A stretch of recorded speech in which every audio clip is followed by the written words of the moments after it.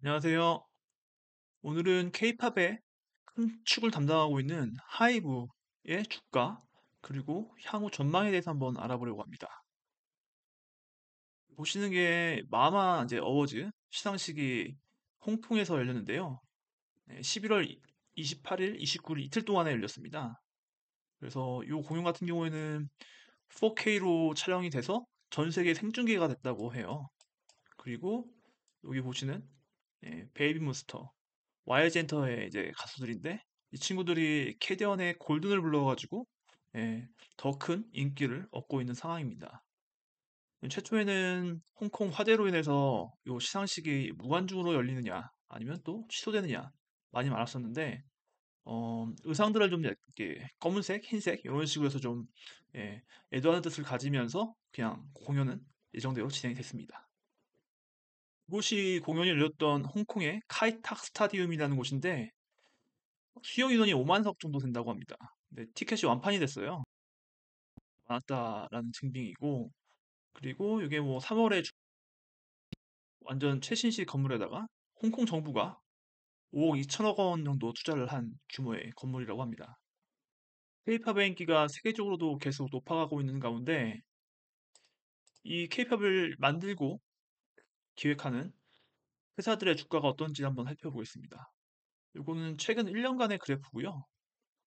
우리나라를 대표하는 4개 기업에 대한 주가 흐름입니다. 하이브, SM, YG 같은 경우에는 모두 50% 가까이 주가가 올랐습니다. 반면에 이제 JYP 같은 경우에는 거의 1년 동안 거의 상승세가 없어요. 근데 아이러니하게도 얼마 전에 JYP 박진영이 문체부 장관과 함께 대중문화 교류 공동위원장에 임명이 됩니다. 그래서 K컬처에 대한 지원이 더 높아지지 않을까라는 기대를 해봅니다. 이 차트는 최근 5년 동안의 주가 흐름인데요. 음, SM의 주가가 압도적으로 높아요. 보시면 약 250% 올랐습니다. 5년 동안에. 나머지는 뭐 50%, 30%, 60% 비슷비슷한데 이 하이브 같은 경우에는 5년 동안에 57%가 올랐는데 여기 보시면 1년 동안에 48%가 올랐어요. 그러니까 뭐 당연히 등락이 있는 가운데 거의 올해 올라간 게 5년치 올라간 거에 거의 전부다라고 좀 봐도 될 것 같습니다. 그리고 SM 같은 경우에는 뭐 최초의 엔터 상장 회사로서 이수만 대표가 만들었죠. H.O.T, 보아, 소녀시대, 샤이니, 뭐 지금은 에스파, 하츠투 하츠부터 시작해가지고 많은 아티스트를 배출했습니다. 명실상부한 우리나라를 대표하는 엔터 기업 중에 하나고요. 현재 이수만이 이제 SM에 가지고 있는 주식은 없는 걸로 알고 있어요. 주식 원래 14% 정도 갖고 있었는데 하이브가 그거 2023년도에 인수했다가 일부 다시 카카오에 매각을 하고 또 자녀는 또 텐센트에 매각하고 그래서 지금 SM의 최대 주주는 카카오 계열이 41%, 텐센트가 약 10%를 보유하고 있는 상황입니다. 2024년 기준 재무제표를 한번 비교를 해볼게요. 일단 부채 상황을 좀 보면 부채 비율이 전반적으로 다 양호합니다. 특히 와지 같은 경우는 뭐 극히 더 적고 나머지 하이브랑 SM도 높다고 말하기는 좀 애매해요. 지금 절반 정도 되니까. 그리고 보시면 당기순이익이 하이브가 마이너스가 났고요. 와지 같은 경우는 영업이익이 마이너스 났어요. 뭐 회사가 그럴 수도 있지만 특히 이 엔터 회사들은 소속 가수, 아티스트에 따라서 주가에 부침이 좀 있다 보니까 제 성향하고는 좀 맞지가 않는 섹터여서 그렇게 좋아하진 않습니다. 펌하고 PBR 같은 경우에는 2024년 기준이 아니라 지금 촬영하고 있는 현재 이제 주가를 기준으로 작성이 돼서 지금 보실 때 기준하고는 좀 차이가 날 수 있습니다. 아주 큰 차이는 아니겠지만 그 정도만 참고해서 보시면 될 것 같고 하이브의 지금 펄을 보면 지금 경쟁 3사에 비해서 엄청 높아요. 이 셋 중에서 높은 SM과 비교를 해도 10배 가까이 높습니다. 현재 상황에서. 예, 그만큼 벌어들이는 수익 대비해서 주가가 지금 높다라고 지금 보여지고 있는데, 요거는 예, 투자에 있을 때 참고해서 좀 보시면 될 것 같아요. 그리고 PBR은 네, 좀 대동소이하지만 다 3 정도, 2에서 3 정도 수준이라고 보시면 될 것 같고, 그다음에 JIP 같은 경우에는 보면 영업이익률이 제일 높아요. 보시면 8%, 8%, 마이너스 5%, 이건 뭐 좀 이 해만 좀 해당이 걸 수 있는데 20% 이상 월등히 높습니다. 그래서 약간 좀 실속 있게 장사를 하고 있는 게 아닌가라고 좀 판단이 되기도 하고요. 3분기 하이브의 실적 자료입니다. 여기 주목해서 봐야 될 점이 영업이익이 422억 원 정도가 지금 네, 마이너스 났어요. 요 비용이 좀 이제 안 좋은 이슈로 해서 마이너스 났으면 예, 향후에 대한 주가나 아니면 기업의 전망에 대해서도 안 좋게 볼 수가 있는데, 일단은 이 마이너스 난 부분은 글로벌로 이제 투자를 많이 해서 그쪽에서 가수도 발굴하고 여러 가지의 이제 그런 컨텐츠를 만드는데 투입된 비용들이어서 예, 이게 뭐 지속적으로 되는 건 아니고 요 분기 때 많이 지출이 돼서 마이너스가 좀 잡힌 것 같아요. 그러니 요게 투자했던 게 긍정적으로 돌아온다고 하면 오히려 예, 더 좋은 투자 기회가 될 수도 있는 상황입니다.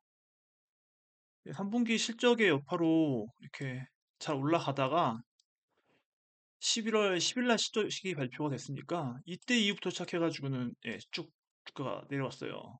그리고 35만 원까지 올라갔다가 지금은 30만 원 정도 수준에서 계속 횡보하고 있는 상황입니다.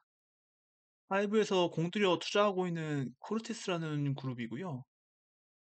빌보드 안에도 지금 들어와 있고, 그리고 뭐 데뷔 한 달 만에 스트리밍이 1억회를 돌파했고, 해서 여러 가지 좀 좋은 모습을 예, 보이고 있다고 합니다. 현재 북미 쪽에 투자를 진행하고 있는 캐치아이라는 그룹이고, 그리고 이 친구들도 뭐 계속 차트에 들어가고 예, 인기 없다고 합니다. 그리고 뭐 파이널 피스라고 그래가지고 또 걸그룹 오디션 프로그램도 만들고 있어요. 그래서 이런 작업들을 계속 하고 있고, 그리고 라틴 아메리카, 남미 쪽이죠. 남미 쪽에서도 지금 진출을 하고 있는데, 요 산토스 브라보스라는 친구 같은 경우는 6개월 동안 이제 K-팝 아이돌 만드는 한국적인 시스템을 가지고 똑같이 적용을 한 거예요. 그래서 트레이닝 과정을 거쳐서 10월 달에 데뷔를 했다고 합니다. 여기 현지에서 나름 인기가 있다고 해요. 그리고 이 S1 엔토 레코드 같은 경우에는 오디션 프로그램인데 이게 굉장히 라틴 아메리카 전역에 방송될 만큼 인기가 많다고 합니다. 그래서 이만큼 지금 북미, 남미 다 지금 투자를 이어가고 있는 상황이고요. 위버스의 통계자를 보시면 위버스라고 하이브의 플랫폼 자회사예요. 그래서 이게 팬 커뮤니티의 플랫폼이라고 보시면 될 것 같습니다. 그거에 대한 이제 KPI인데 MAU라고 먼슬리 액티브 유저스의 약자예요. 월간의 예, 이용자 수라고 보시면 될 것 같습니다. 그래서 2023년도 1분기에는 900만 명 정도 되었다가 지금 23년도 3분기에는 약 1100만 명으로 예, 좀 계속 좀 늘고 있는 상황이라고 보시면 될 것 같아요. 그리고 ARPPU라고 해서 여기 보시면 1인당 결제의 평균액입니다. 보시면 어, 이게 해마다 줄고 있어요. 예, 일단은 해마다 1인당 결제액은 줄고 있다. 그리고 총 결제액을 보면 총 결제액은 그래도 올라가고 있습니다. 해마다. 그래서 이거를 좀 종합적으로 생각을 해보면 총 지불액은 네, 해마다 좀 높아지고 있는 상황이긴 한데 이용자 수가 늘어나는 만큼 지불 금액이 높아지지는 않는 것 같아요. 그만큼 이용자 수가 예, 지불하는 금액 자체가 크게 높아지지는 않는 상황이다라고 보시면 될 것 같습니다.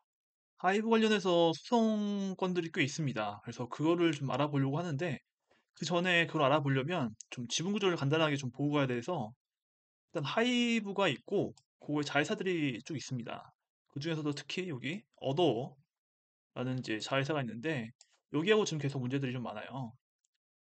그래서 하이브가 80% 지분을 갖고 있고 나머지 20%는 그 미니진 대표라는 그분이 가지고 있습니다. 그리고 여기에 유진스가 속해 있고요. 근데 뭐 이제 하이브 쪽에서는 민희진 대표가 이제 어도의 경영권을 탈취하기 위해서 모의를 했다. 그래서 뭐 이제 하이브가 여기에 대해서 감사를 하고 뭐 이제 이런 관련된 이제 문제들 때문에 좀 소송이 됐고 하이브가 민희진 대표를 해임 하려고 합니다. 그래서 이런 관계들이 지금 나와 있는 상황이고 어도비가 민희진 대표를 해임함에 따라서 그 민희진 대표가 이제 키웠던 유진스가 전속 계약을 하지 않겠다라고 해서 이제 어도비에게 통보를 한 상황이에요. 그러다 보니까 이게 또 이제 소송으로 이어지게 됩니다. 결과 지난 10월 달에 1심에서 전속 계약이 유효하다. 그러니까 유진스가 전속 계약을 파기할 수 없다라고 해서 어도에 손을 들어줬습니다. 그래서 유진스 쪽은 민희진 대표가 예, 해임됐기 때문에 이에 대한 계약 해지가 될 수 있다라고 주장을 했는데 법원은 대표 해임만으로는 계약상 의무가 위반이 보기 어렵다라고 판결했습니다.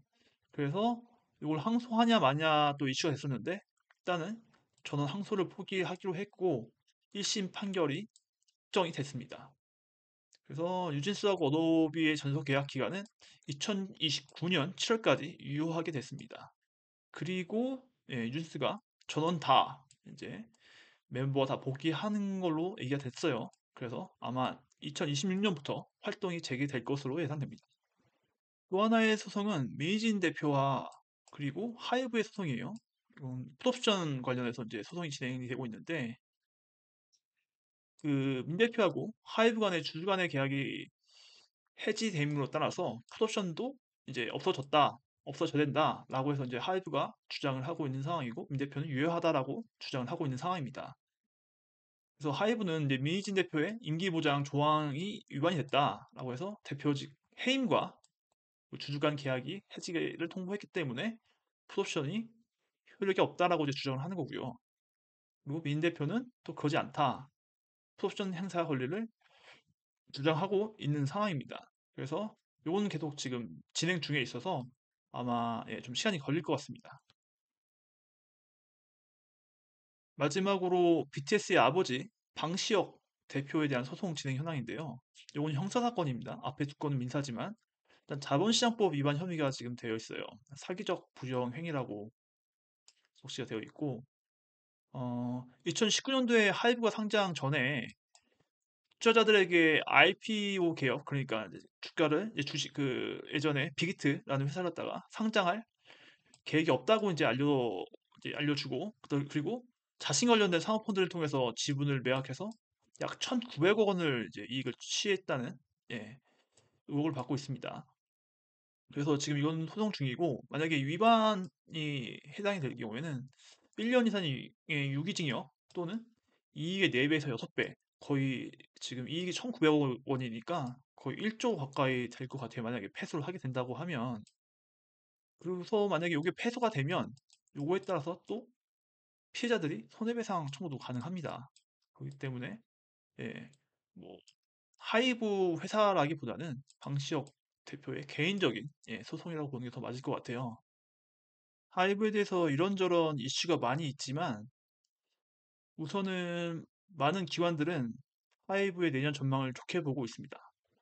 그래서 하이브에 대해서 이제 목표가 상향을 했고 그다음에 또 실적에 대한 기대감도 올라가고 있는 상황입니다. BTS가 이제 2026년부터는 활동을 재개할 예정이기 때문에 이거에 대한 이제 기대심이 많이 반영이 된 것 같아요. 그리고 뭐 이제 K-팝 수익 구조가 단순하게 콘서트나 아니면은 뭐 이제 MD에서 뿐만 아니라 뭐 이제 굿즈도 많이 나가고 유튜브, 뭐 스포티파이 등 여러 가지로 다각화됐기 때문에 이거에 대한 여러 가지 예, 환경들을 다 반영이 된 것 같습니다. BTS 컴백에 따른 일정하고 예상 효과를 한번 추정을 해봤는데요. 일단 LS 증권에서는 60회 공연을 목표로 하고 있고 약 300만 명 관객을 예상을 하고 있습니다. 그리고 다올투자증권 같은 경우에는 목표 주가를 42만 원으로 잡아놨어요. 지금 현재 30만 원 정도니까 30% 이상 상승할 것으로 예상을 하고 있고 그리고 북미 공연만 30회 이상이 될 거로 예상을 해요. 그리고 여기 보시면 2021년부터 22년까지 해서 12회 공연을 했는데 이때 해서 258억 원을 벌어들였는데 단순하게 공연 횟수만 보더라도 지금 5배가 되니까 예, 1,000억 원이 넘어갑니다. 그리고 여기 동원된 인력 그 관객들이 훨씬 더 늘어날 걸로 보이기 때문에 뭐 추정한 거 이상이 될 가능성이 높아요. 그리고 북미 공연 같은 경우에는 지금 달러 가격이 계속 아니, 그, 티켓 가격이 계속 올라가서 지금 평균이 약 32만 원 정도에 이르는데 평균 20만 원대 초반에서 중반에 비해서는 또 이 가격도 또 무시를 못 합니다. 그래서 콘서트의 절반이 지금 북미 공연 잡혀 있기 때문에 이거에 대한 상승 요인은 분명히 있다라고 보여져요. 그리고 이 투어 계획은 아마 이제 내년 1월에 지금 공표될 거로 예상이 되고요. 그리고 음반은 3월에 발매가 된다라고 예상이 되니 아마 이제 발매와 동시에 콘서트가 진행되지 않을까 싶습니다. 그래서 뭐 투어 티켓하고 다 이제 MD 매출까지 다 합하면 1조가 넘는 매출을 올릴 것으로 예상을 하고 있습니다. 내용들을 종합해 보면 어, 홍콩처럼 콘서트 일정이 잡혔는데 화재가 나서 이제 인명 피해가 있거나 또 이제 자연재해 같은 것들이 발생을 하게 되면 실제로 콘서트를 진행하기 어렵습니다. 그렇기 때문에 이에 대한 이제 좀 리스크가 좀 발생될 것들이 있고요. 그리고 현재 뭐 우리나라도 그렇고 미국 시장도 그렇고 다른 주목들도 주식시장이 다 좋은 상황입니다.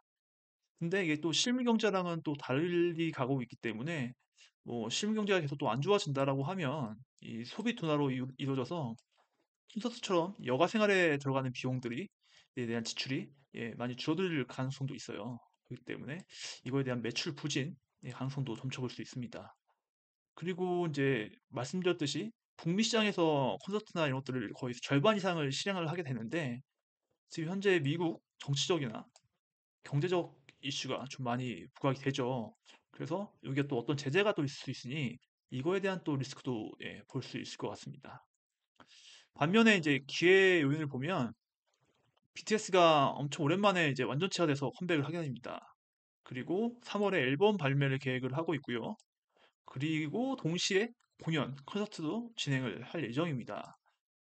그리고 뉴진스가 이제 26년부터 다시 1년 만에 복귀를 해서 활동을 재개해 나갈 계획이 있고, 그다음에 케이팝의 인기가 아까 서두에 말씀드렸듯이 이제 마마도 그렇고 공연할 때마다 그런 곳들의 열기나 성원이 엄청 커지고 있는 상황이기 때문에 전반적인 산업 전반적인 좋은 영향을 받지 않을까 싶습니다. 그리고 하이브 같은 경우에는 콘텐츠 개발이나 신인 발굴, 그리고 해외 사업에 돈을 많이 쓰고 있는 상황이기 때문에 이런 것들이 좀 긍정적인 요인으로 작용될 수도 있고, 그리고 정치적인 면에서도 현 정부에서는 이제 K컬처에 대한 굉장히 좀 지원을 기대해 볼 수 있는 상황이다 보니 여러모로 위험 요인보다는 기회 요인이 더 크지 않을까라고 생각이 듭니다. 이게 뭐 아까 설명을 하다가 말씀을 드렸긴 했지만 제가 선호하는 섹터의 주식은 아니에요. 엔터 주식이. 근데 적어도 2026년은 하이브에 대해서는 좀 성장이 이어지지 않을까라고 전망이 되고 그래서 현재 투자를 하고 있고 투자를 이어갈 생각입니다. 그래서 단기적으로 좀 조정이 온다라고 하면 기회가 오면 추가 매수도 계획을 하고 있고요. 이 내용들 투자하시는 데 참고해서 했으면 좋겠습니다. 감사합니다.